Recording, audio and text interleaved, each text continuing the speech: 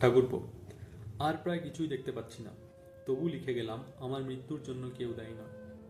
দায়ী নন বাবা মশায় স্বয়ং দেবেন্দ্রনাথ ঠাকুর, যিনি জোর করে তোমার বিয়ে দিয়ে আমার কাছ থেকে তোমাকে কেড়ে নিলেন।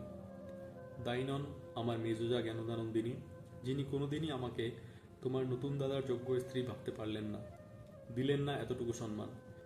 দায়ী নন তোমার নতুন দাদা জ্যোতিরিন্দ্রনাথ, যার জব্বার পকেটে আমি পেলাম এক বিখ্যাত নটির প্রেমপত্র। সেই প্রেমপত্রের নিচে কোনো নামও ছিল না। ঠাকুরপো, তুমিও নও দায়ী, তোমার জীবনে শুরু হলো নতুন খেলা। জায়গা তো ছেড়ে দিতেই হবে পুরাতনকে।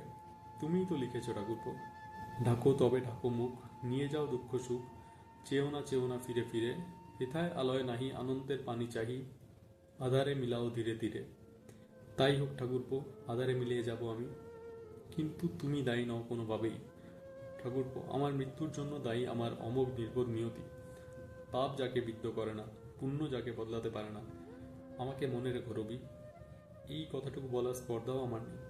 আমার সব গেছে গো, সব গেছে রবি, শুধু ভালোবাসাটুকু যায়নি। আজও তোমায় খুব ভালোবাসি, এটুকুই বিশ্বাস করো। তোমার নতুন বউঠান।